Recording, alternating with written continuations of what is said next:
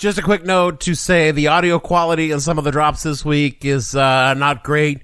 You got some new equipment here in the studio, and Gavin is still screwing up because he hasn't figured it out yet. We promise it'll be better soon. Our Gavin will soon have a new job recording spots for other podcasts no one listens to for iHeartRadio. Thanks for your patience. The use of language has altered since our arrival.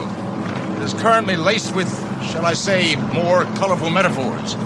Double dumbass on you, and so forth. You mean the profanity? Yes. That's simply the way they talk here. Nobody pays any attention to you unless you swear every other word.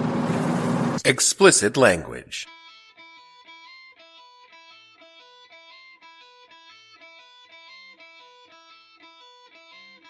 Hello and welcome to the podcast that asks a simple question. When your recruiting ad featured a homoerotic volleyball game, but you wouldn't even allow gay people to serve, what the hell were you thinking? I'm your host, Dave Bledsoe, and this is episode number 363, Highway to the Reagan Zone edition of the show, where we talk about the movie Top Gun and how it made everyone in the 80s lie about being a fighter pilot. Stay tuned. The What the Hell Were You Thinking podcast is brought to you by the U.S. military. Who want to know? Are you poor? Stuck in a dead-end town with a dead-end job? Got no future? And willing to trade your body and possibly your life for a way out? Then you should join the U.S. military. We aren't at war right now, so what better time to join up? And we offer valuable skill training like assembling and disassembling automatic weapons, or assembling and disassembling guided munitions, or even assembling and disassembling highly specific communications equipment used nowhere else but in the U.S. military. There's no better time to join up and serve than the few brief years between major wars, so enlist now in the U.S. military. You were in a 4G, inverted dive with a MiG-28? Yes, ma'am. At what range? No, about 2 meters. Well, it's actually about 1.5, I think. It was 1.5. I've got a great Polaroid of it. He's right there. Must be 1.5. It was a nice picture. It wasn't half. Thanks. Lieutenant, what were you doing there? Communicating. Keeping up foreign relations. That was, giving him the bird. You know, the finger. Yes, I know the finger, Goose. I'm sorry. I hate it when it does that. I'm sorry. You know what that is? Excuse me. One of the most common questions I was asked when I was in the Air Force was, Who let you in here? which was a valid question and most often asked by a very angry sergeant who was sick of my shit, to which I would be forced to reply, a recruiter of very low standards, Staff Sergeant. And we would laugh and laugh and laugh. But the other question most commonly asked was, what kind of plane you fly? To which the answer depended strongly on who asked me the question. For example, if it was, say, an older woman or a gentleman who was about to thank me for my service, I'd generally let them know that I didn't actually fly but was a police officer for the Air Force, and they would thank me for my service, and we would laugh and laugh and laugh. If, however, that question was asked by, say, a bartender who might potentially offer me a free drink, or a woman who might potentially want to have sex with me, I would answer, well, I did fly an F-15. But now I'm actually an instructor pilot in the Air Force's version of the Top Gun school, so these days I fly a Soviet MiG that a defector had flown into Germany in the mid-'80s, but, that's not that impressive. Say, can I buy you a drink? You are a big fat liar. Of course I was trying to get laid. I'd love to tell you that this lie was always a surefire thing for getting tone locked for the old moisture missile. Too close for missiles, Goose. I'm switching to guns. But, never worked a single time. There are reasons for this. I didn't really have the cocksure panache of a real fighter pilot. Couldn't answer some pretty simple questions any pilot could reasonably expect it to, and I was kind of, Also, you're fat. Well, I wouldn't use the word fat, but I was definitely a larger person than most people reasonably assume would fit into the rather confined space of a single-seat fighter cockpit. But the biggest reason it never worked is that no fighter pilot who ever walked the face of the earth had to be asked to inform you that they were in fact a fighter pilot, what kind of plane they flew, and then show you the model of expensive sports car that they drove on the regular. To the facts of the case and they are undisputed. And look, I wasn't the only one who lied like this. Almost every young enlisted male in the United States Air Force in the late 80s or early 90s would at least imply, if not outright lie, about being a fighter pilot in the vain hope they might have sex based on the lie for a very simple reason. A recent movie had made pilots, and fighter pilots in particular, very, very fuckable. Top Gun had just come out. And it made America very, very horny for all kinds of things, but mostly horny for war. Of course, I'm talking about the 1986 movie that made Tom Cruise, who was at the time a moderately successful Scientologist, into the hottest man in America, and also made America remember that our collective dicks were huge and permanently hard for big throbbing jets.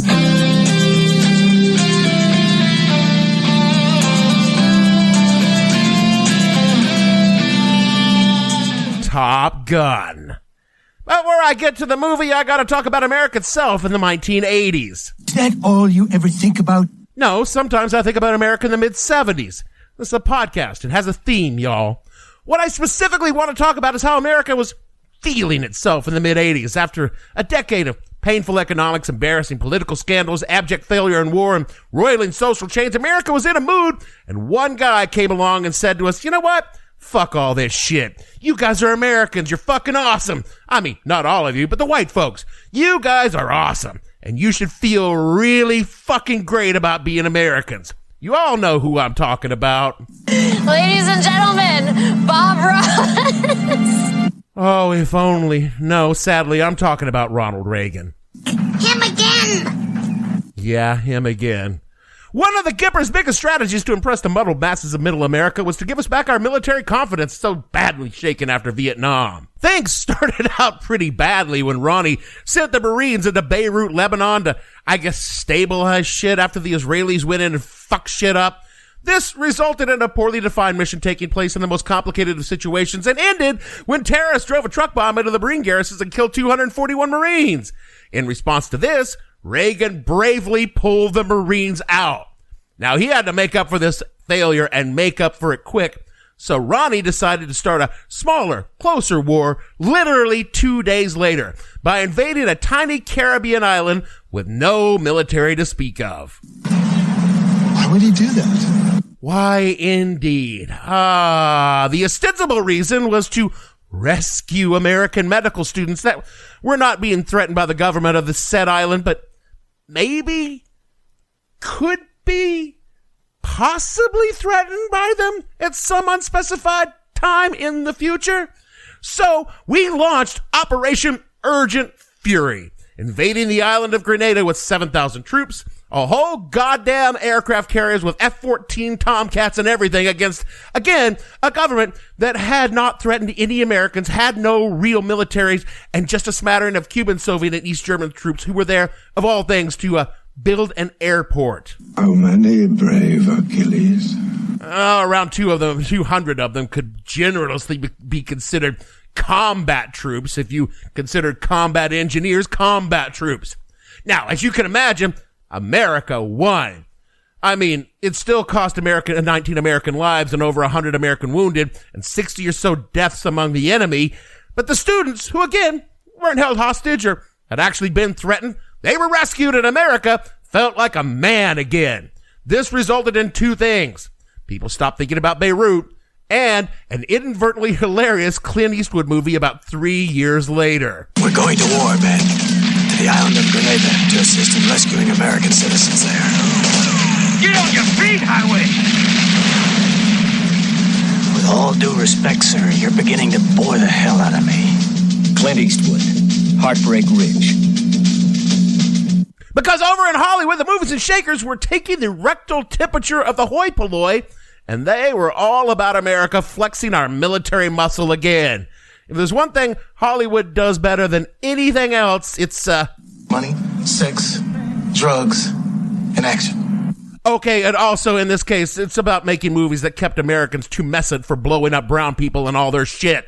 So it was that Hollywood mega producer Jerry Bruckheimer and his partner Don Simpson began working up a little movie based on a 1983 article they read in California magazine by a cat named Ehud Yoneh called Top Guns about the Naval Fighter Weapons School in Miramar, California, known by the Navy as Top Gun.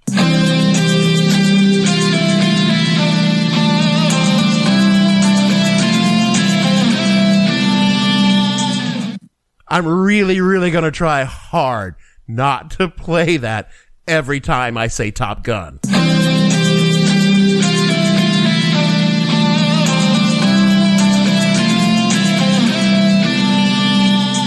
The article opens, quote, "At Mach 2 and 40,000 feet over California, it's always high noon." Yogi and Possum have a theory about hops. That's air combat maneuvers. The good ones always start out good, Yogi says, so the only thing to do is ride them through and try not to screw up. They're holding this thought as they blast off the oil-stained strip in their F-14 Tomcat and head out to hassle bogeys, enemy planes, off the coast of Ensenada. The pre-flight brief was short and to the point. The plane was ready, the takeoff smooth, a great beginning for a great hop.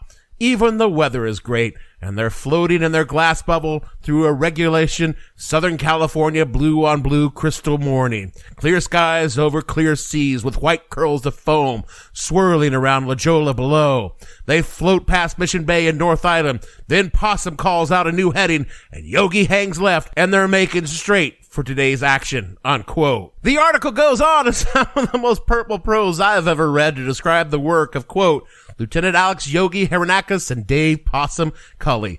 And they're what naval lingo calls a crew or an F-14 team, unquote.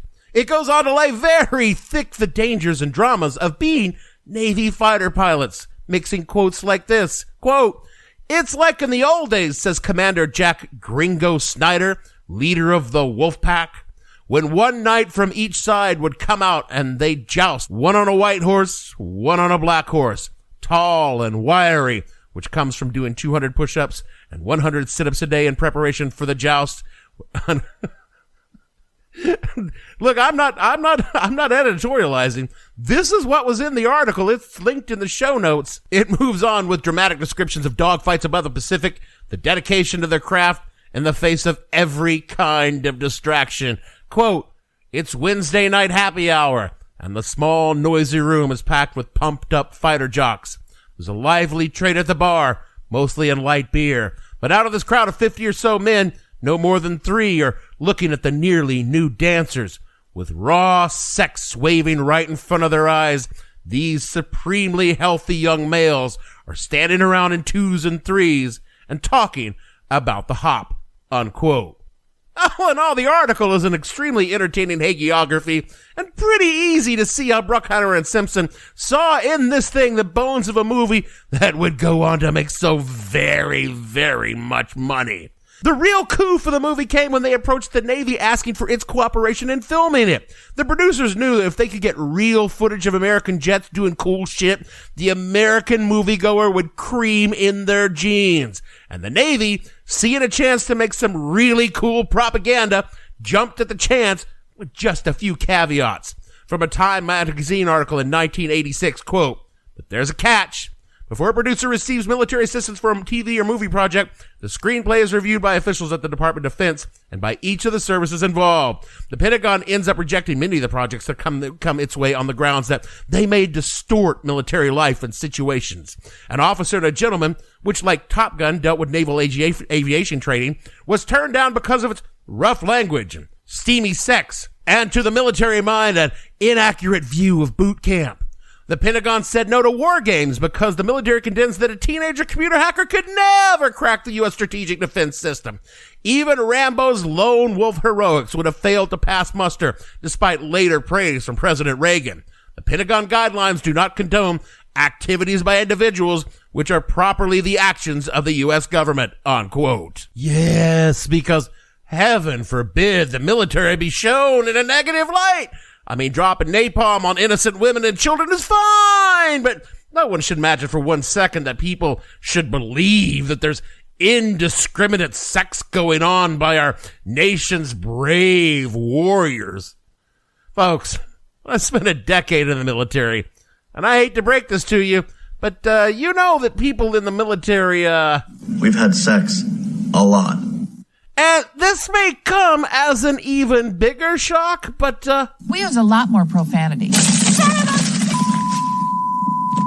than like 85 civilians combined, even if they're like construction workers or oil riggers. Do you think I always use this many cuss words? Fuck no, man. I learned that shit in the military. There was sex and drinking, profanity and violence all the time in the military. And the Pentagon, a building full of people who have fucked the militaries harder and rawer than anyone ever has, and that they would deign to pass a moral judgment of a movie script would be laughable if it weren't true. But Top Gun was just the kind of movie the Pentagon loved. Pure masturbatory mill prop. Again from Time, quote, "The high-flying hardware turns Top Gun into a 110-minute commercial for the Navy, and it was the Navy's cooperation that put the planes in the picture. The producers paid the military $1.8 million for the use of Miramar Naval Air Station near San Diego, 4 aircraft carriers and 24 F-14 Tomcats, F-5 Tigers, and A-4 Skyhawks, some flown by real-life Top Gun pilots. Its glorified portrayal of Navy life spurred theater owners in such cities as Los Angeles and Detroit to ask the Navy to set up recruiting exhibits outside the cinemas where Top Gun was played to sign up young moviegoers intoxicated with a Hollywood fantasy." Hey, why don't you join the service? Join the fucking service. Join up and die. How do you expect to keep the country free if you won't die? I'm dead. I died in World War II. I'm fucking dead. Can you say that? Come on, join up and die. And did it work? Of course it fucking worked.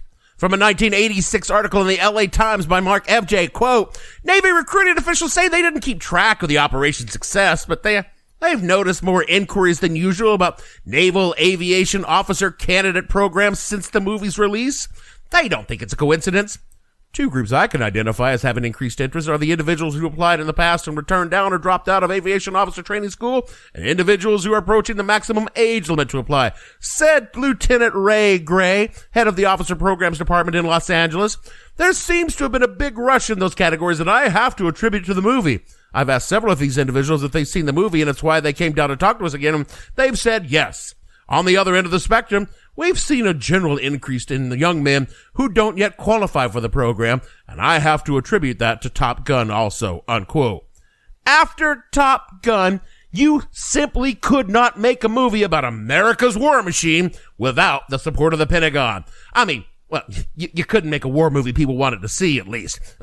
They got hooked on that realism because of the real Navy planes and real Navy flyers doing real shit in Top Gun. And if you didn't have that, you ended up with like Iron Eagle, made with the help of the Israeli Air Force. And that movie was so bad that you can get in a fight today with an Air Force fighter jock if you ask him if his job is anything like Iron Eagle. What the fuck did you just say? And look, the Pentagon would use this power very blatantly, telling Variety in 1994, quote, "Oh, the main criteria we use is how could the proposed production benefit the military? Could it help in recruiting? And is it in sync with present policy?" Unquote. Look, everyone knew Top Gun was high-grade heroinaganda for Reagan's vision of America and the military's view of itself, but that didn't stop them. Tom Cruise told Playboy that I found the snippet from the interview via Gizmodo in 1990, quote, "Okay, some people felt the Top Gun was a right-wing film to promote the Navy, and a lot of kids loved it. But I want the kids to know that that's not the way war is," like you would know, Tom, "and that Top Gun was just an amusement park ride, a fun film with a PG-13 rating that was not supposed to be reality. That's why I didn't go on and make Top Gun 2, 3, 4, and 5. That would have been irresponsible. Top Gun is a joyride and shouldn't be looked at beyond that. Born," he's referring to Born on the 4th of July, "is about real people and real events. Top Gun should be looked at like going to Space Mountain. It's a simple fairy tale," unquote. Oh, so that's why you didn't do sequels, Tom, because it would have been inappropriate. I wonder what changed. Has the cost of auditing gone up? Or did a whole new tranche of L. Ron Hubbard books suddenly get discovered? Tell him you're a Scientologist or something. I'd like to tell you that a young Dave did not fall for the blatant bullshit that was Top Gun, but come on. I was 17 years old. I was already enlisted in the Air Force and waiting to go to basic training. I was the child of good Reagan Republicans, one of whom was active duty Air Force. So of course I ate that shit right up. I was the goddamn target demographic, and just barely smart enough to know that my life wasn't going to be like that in the military, but dumb enough to get pumped up by Kenny Loggins. Danger zone? You know, you should be proud of me that I waited this long to start using Archer drops. And I was hardly alone, because by 86, it was becoming increasingly clear that the Soviet Union was teetering on the edge of collapse. The Chernobyl incident had shown the Great Russian Bear wasn't exactly that great, and the feeling was even if they had the balls to start some shit with the United States, our fucking flyboy hotshots would whip their dirty Rusky asses right out of the sky like Goose and Mav. Why, their nukes probably wouldn't even launch it if they tried. We wish a motherfucker would try. Then they would real quick find themselves in the... Call Kenny Loggins, because you're in the danger zone. Okay, I'm done with Archer, I promise. If the Ruskies were going down, that meant that America was now the head motherfucker in charge, just like Ron had promised when we elected him twice. The economy was booming. We'd spent billions, on credit, mind you, to build up the military, and that old malaise seemed to vanish like a fart in a stiff breeze. Now, it would take another 5 years before we got our real Top Gun moment when Iraq invaded Kuwait, and we got to watch a lower quality, but infinitely more exciting videos of planes blowing up shit for real, because people died. Look, they're gonna kill that guy. Isn't that great? All the Hollywood magic in the world can't give you the kind of chub you get when $1 million of American money flies through the window of a school or a hospital and kills a bunch of brown people. That's just the kind of rush Reagan really promised. Top Gun advertised, and the Gulf War delivered. I do love America. Well, I guess I did back then anyway, mostly because the commercials for America were really, really good, and Top Gun was the best of the lot. Now look, I haven't really talked about the movie itself, because I'm not a movie critic, I'm a social critic. And you've seen the movie. It's entertaining in the same unbelievable way that a Marvel movie is today. And I've not mentioned the most common joke about it, you know, how it's very gay, uber gay. Because that's been done to death, but also, and this is the last surprising thing I'm going to tell you about the military today. There was, and I assume still is, a lot of homoeroticism in the military. Back then, it was petty cruelty expressed in any number of vicious hazing rituals, the kind of thing that wouldn't look out of place at the Folsom Street Fair if it was done in consent and love, but in the military, they were just pure sadism. A sweaty, glistening volleyball game by shirtless hunks that radiated hot gay sex so brightly it set off missile warnings in Moscow. That's hot.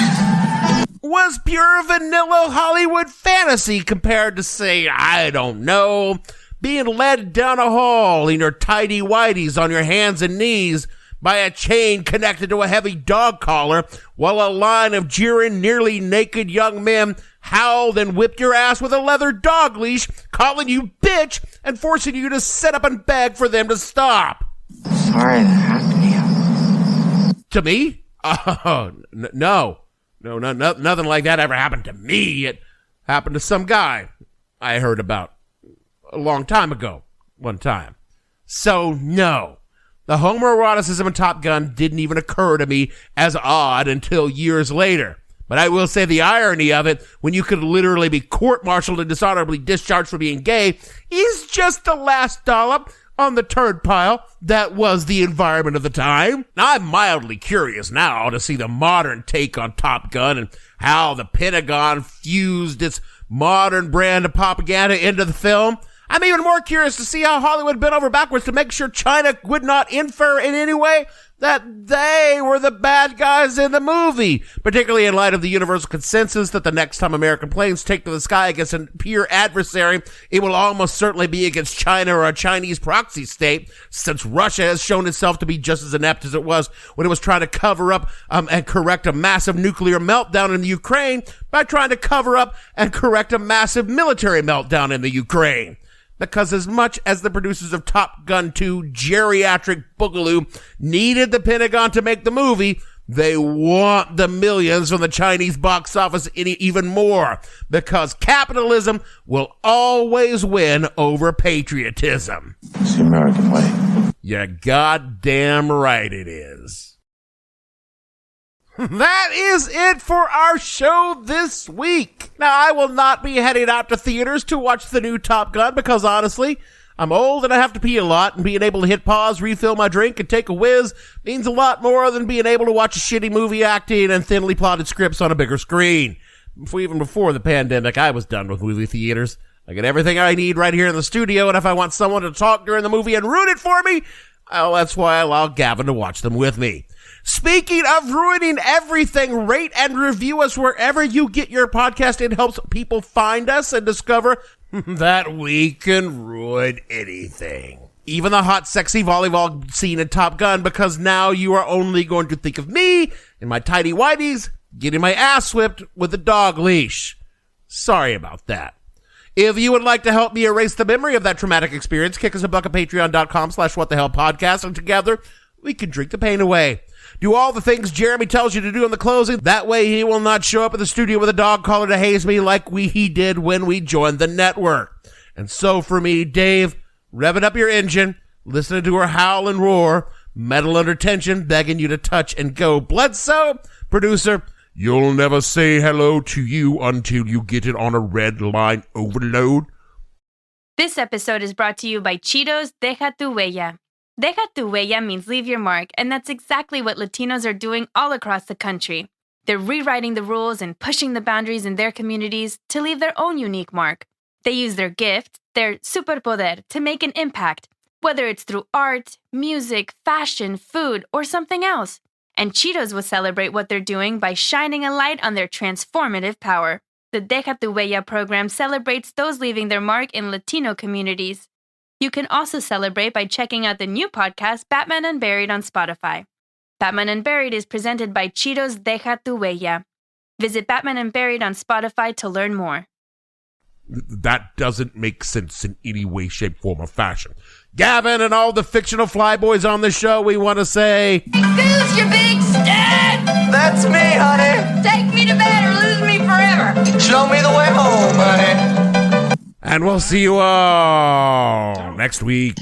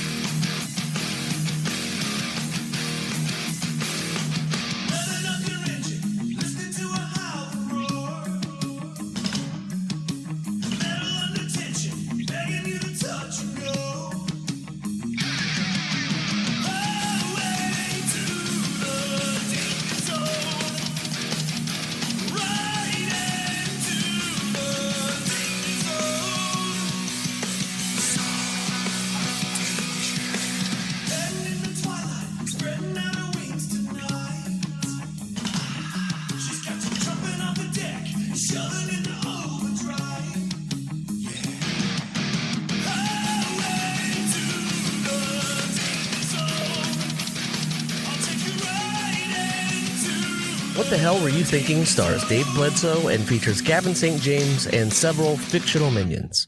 The show is produced by Kimberly Steele and a part of the Seltzer Kings podcast network. You can find more information on the show on their website, whatthehellpodcast.com, or on Twitter at @thehell_podcast, or on Facebook as What the Hell Podcast. Thanks for listening. I have no ending for this, so I take a small bow. He's just rhyming danger zone with danger zone.